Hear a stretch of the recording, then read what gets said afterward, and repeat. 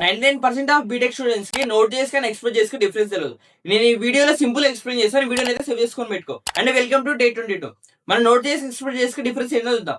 First note చేసి అంటే మన it's Java script run time environment. అంటే మన జావా స్క్రిప్ట్ ని out side the browser run చేయడానికి అయితే మనం యూజ్ చేస్తాం. అండ్ మనం నోట్ చేస్తున్నాం అయితే మనం సర్వర్స్ క్రియేట్ చేయొచ్చు అండ్ ఫైల్స్ యాక్సెస్ చేయొచ్చు. బట్ ఇది ఎట్లా అంటే కొంచెం కాంప్లెక్స్. మనం ఎవ్రీథింగ్ అయితే స్క్రాచ్ నుంచి రాయాలి.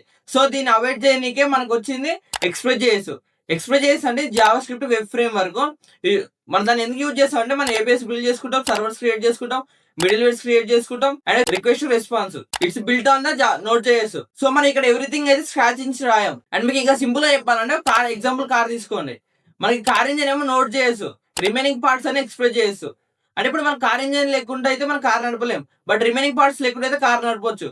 సేమ్ టెక్ లో కానీ అంతే.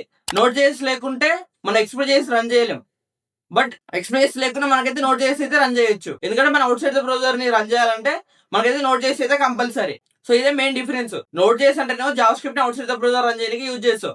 ఎక్స్ప్రెస్ చేసి అంటే మన ఏపీఎస్ అన్ని క్రియేట్ చేసుకోవడానికి యూజ్ చేస్తాం. సో ఈ వీడియోతో అయితే మీకు నోట్ చేసి కానీ ఎక్స్ప్రెస్ చేసి క్లారిటీ వచ్చింది అనుకుంటా. ఒకవేళ మీకు ఈ వీడియో నచ్చితే ఎక్కువ అయితే ఫాలో చేసుకొని పెట్టుకో. మన నెక్స్ట్ వీడియోలో నెక్స్ట్ కాన్సెప్ట్ తో కలుద్దాం.